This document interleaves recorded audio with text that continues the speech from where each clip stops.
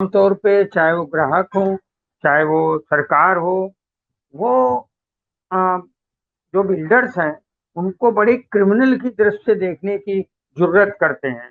उनका भी एक्चुअली देश के विकास में बहुत बड़ा योगदान है।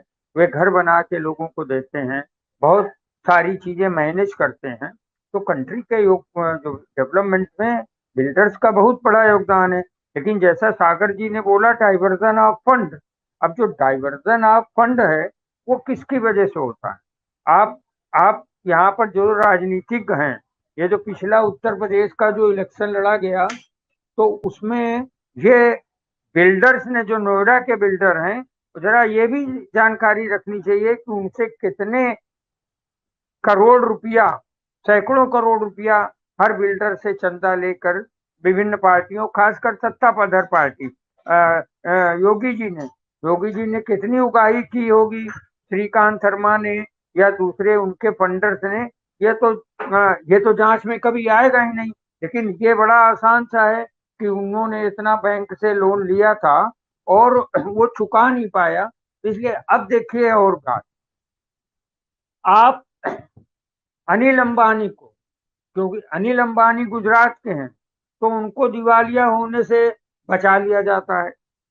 आप नीरव मोदी को फंड ले, अगर गुजरात का आदमी फंड लेता है, अगर यहाँ के नोएडा के बिल्डर्स ने फंड लिया, तो उनको मजबूरी है कि बैंकों की किस्त समय पे दें। लेकिन नीरव मोदी भाग जाता है, मेहुल चौकसी भाग जाता है। और नीरव मोदी ने पिछले हफ्ते ही स्टेटमेंट दिया लंदन की कोर्ट में कि मुझे कुछ कुछ सैकड़ों करोड़ रुपया भारतीय जनता पार्टी को चंदा देना पड़ा।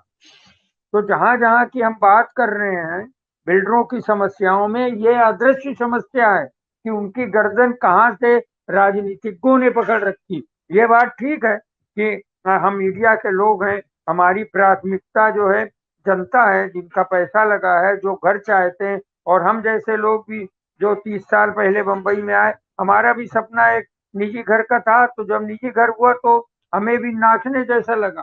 तो ये जो सपना जो है महानगरों में अपने घर का है, ये एक बहुत बड़ा सपना है। लेकिन इस सपने को पॉलिटिशियन किस तरीके, अब देखिए, बैंकें जो दिवालिया घोषित हो रही हैं, सॉरी, ये जो बिल्डर दिवालिया घोषित हो रहे हैं, अगर ये गुजरात के होते तो तो क्या दिवालिया घोषित होते? तब इनको सपोर्ट मिलता। अडानी का 13 लाख करोड़ रुपया एनपीए माफ कर दिया गया। गुजरात के ऋषि अग्रवाल ने अभी 22,000 करोड़ रुपया का गबन किया, सीधा गबन किया, और वो टहल रहा है गुजरात में, उसका कोई कुछ नहीं हो रहा। तो अब इन बिल्डर्स को भी हमें सकारात्मक दृष्टि से देखना होगा। सिर्फ ये देख लेना कि वो उन्होंने पैसा, सिर्फ डाइवर्जन ऑफ फंड, कितना चंदा गया है, ये भी ठीक देखना पड़ेगा ना कि उन्होंने भारतीय जनता पार्टी की बात करें, उन्होंने कितना चंदा वसूला। हमारे प्रधानमंत्री जी, माननीय प्रधानमंत्री जी 8,000 करोड़ के 2 विमान खरीदते हैं। अरे आप बिल्डर्स को भी थोड़ा वो करिए ना, उन पर एक एक आप कमिश्नर बैठा लिए, आप उनको फिर से जिंदा करिए ताकि वो एक घर बनाए। उन पर एक रिकवरी कमिश्नर बनाइए, देखिए उनके देख रेख में करिए। मगर चूंकि अभी आप एक वीडियो पिछले 1-2 साल पहले जारी हुआ था, हम सबने देखा होगा विनीता जी। उस वीडियो में नोएडा के कमिश्नर को योगी जी ऐसे डांट रहे हैं जैसे कोई नौकरों को डांटता है। वो बेचारा आईएएस, वो बैठ के सुन रहा था। तो ये योगी सरकार जो है, उसका उनके पास ना तो, योगी क्या, निर्मला सीतारमन कौन बड़ी अर्थवेत्ता है पूरे मोदी सरकार में? देखिए, मैं आपके टाइटल पर ही बात कर रहा हूँ। पूरे मोदी सरकार में अर्थशास्त्री तो कोई है नहीं। यशवंत सिन्हा था, उसको आपने निकाल दिया। और दूसरे सुब्रमण्यम स्वामी है, वो आपको फूटी आंख नहीं सुहाते हैं।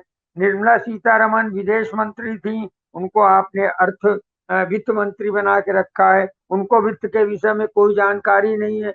तो ये जो बिल्डर लोग किस वजह से, इस पर भी तो आप जांच करवाइए कि ये किस वजह से, कितना जो है भारतीय जनता पार्टी ने चंदा लिया। और दूसरा एक जो सबसे बड़ी चीज है, आज देखिए विनीता जी, आज श्रीलंका की क्या हालत? श्रीलंका की हालत है कि आर्थिक संकट में वहां की जनता सड़कों पर निकली है। आज पाकिस्तान में इमरान की सरकार किस क्यों संकट में है? क्यों उनके साथ ये हो रहा है? क्योंकि वहां पर आर्थिक संकट है। और वाशिंगटन पोस्ट में 2-3 दिन पहले एक खबर आई है, और मैंने आज उसको डाला है अपने फेसबुक पर। वो खबर ये आई है, the free press is under attack in India. जो स्वतंत्र जो प्रेस है उस पर हमले हो रहे हैं, और उसमें कई का जिक्र है, राणा अयूब का भी जिक्र है, और भी पूरा जिक्र है। तो अब वाशिंगटन पोस्ट जो है, वो, मैं आपको ये अर्थ की ही बात कर रहा हूं कि अगर इस विषय पर कोई सही पत्रकार लिखेगा तो उस पर आप जो है हमला कर दोगे। आप तो सीधे बोलोगे कि बिल्डर प्रणाली खत्म हो जाए, बिल्डर ही हर बात में दोषी है। मुझे नहीं लगता है। सरकार नियंत्रण, पहले भी तो मकान बनते थे। पहले यहाँ पर भारतीय जनता पार्टी के शासन में 2 या 3 बिल्डर्स ने सुसाइड किया मुंबई में। तब उद्धव ठाकरे ने बड़े बेहतर ढंग से चीजों को नियंत्रित करने की कोशिश की। तो मैडम, हम लोगों को एक बहुत अच्छी तरीके से देखना पड़ेगा। और जनता के बाद आखिरी बात बोल रहा हूँ कि पैसे जी। हैं कहाँ? आप बताइए, प्रोविडेंट फंड पर दर आपने कम कर दिया, ब्याज का दर क्यों कम कर दिया?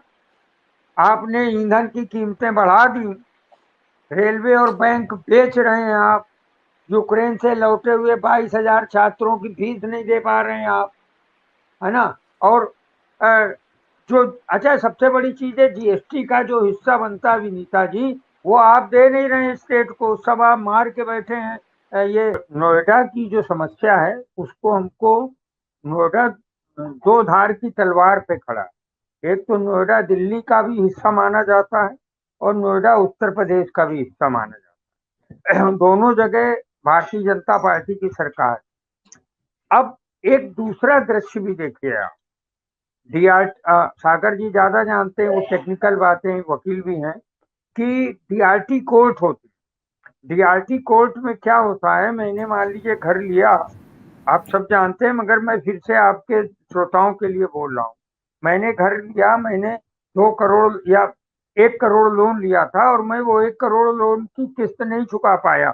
इतनी महंगाई में, जीएसटी के बाद, नोटबंदी के बाद, कोरोना काल के बाद, जो आम आदमी पे बुरी तरीके से मार पड़ी है। इन्होंने 6 महीने के लिए ईएमआई तो बंद कर दिया था, लेकिन उसके बाद उन्होंने चेक कंपाउंड इंटरेस्ट लगा के वो 6 महीने का वो लिया। तो जिनको जो नहीं दे पा रहे थे पैसा, उनके फ्लैट को डीआरटी कोर्ट, बैंक ने लेके डीआरटी कोर्ट को दे दिया। अब डीआरटी कोर्ट उसकी नीलामी करेगी। तो जो जो बायर है, जो खरीदार है, वो भी बैंक की चाबुके सहता है, लेसेस ऑफ बैंक, बैंक के कोड़े। और दूसरी तरफ बिल्डर है, उसने बैंक से लोन लिया, उस पर भी बैंक के कोड़े। और बैंक कौन चला रहा है? बैंक हम चला रहे हैं, या अखिलेश यादव चला रहे हैं, कि राहुल गांधी चला रहे हैं? बैंक तो आपकी केंद्र सरकारें चला रही है ना।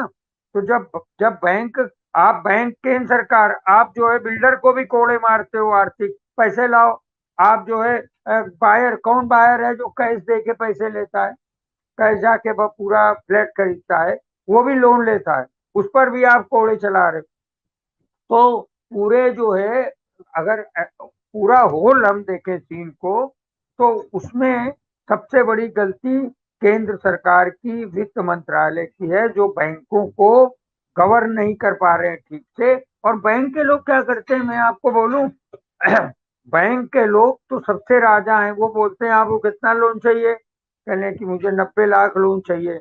अब उनके आदमी लगे हुए हैं, ये बातें यहीं पर होंगी, क्योंकि मेन स्ट्रीम मीडिया नहीं वो लोग कहने वाला। वो बैंक के जोनल डायरेक्टर जो हैं, वो फौरन अपना परसेंटेज तय कर ले कि 90 लाख का आप ले रहे हो, आपको बोला इतना इतना आपको दे। उधर बिल्डर से भी कमीशन खाते हैं, इधर जो बायर है, जो घर खरीदने जा रहा है बेचारा अपना सपना पूरा करने, आपकी भाषा में और सही भाषा आई, उससे भी लेते हैं, भाई हम आपको उसके एजेंट लगे। तो बैंक के अधिकारी, बैंक के और दूसरा सरकार के जो नोएडा में दिल्ली और लखनऊ के जो भारतीय जनता पार्टी के लोग हैं, और पार्टियां तो ज्यादा है नहीं कि उनके कहने पे उनको चंदा दे, ये दोहन करते हैं। जरा जरा सी बात में कोई कार्यक्रम करना है इनको, मान लो नोएडा से बुलाया सुपरटेक को, मालिक को, अनिल अग्रवाल को, या कोई, आइए आइए यार जरा ये 3 लोग को विदेश भेजना है, और बेचारा जबरदस्ती विदेश भेज रहा है। इन बातों पे भी चर्चा होनी चाहिए, क्योंकि मैंने आंखों से देखी बातें हैं कि उन्होंने बिल्डर को बुलाया मंत्री जी ने, और उन्होंने बोला कि भाई क्या है, कहले यार वो ऐसा है, मेरे उनके उनके हैं रिश्तेदार, उनकी शादी है, जरा उनको एक मर्सिडीज आप गिफ्ट करवा दीजिए। तो बिल्डर तो इसलिए मर रहा है कि वो बैंक से लोन लेकर घर बना रहा है, तो उसको जो है सरकारी अधिकारियों मंत्रियों का भी पोषण करना है, घूस देना है। और जो जो हमारे आदरणीय सागर साहब ने बोला, वो वो सही है कि इसमें बायर का दोष क्या है बेचारे का, ना बिल्डर का दोष है, किसी का कोई दोष नहीं। और आप हमसे जुड़े रहने के लिए सब्सक्राइब करें YouTube पर, फॉलो करें ट्विटर पर और लाइक करें Facebook पर। और ज्यादा जानकारी के लिए आपको टाइप करना होगा सिर्फ न्यूज नशा।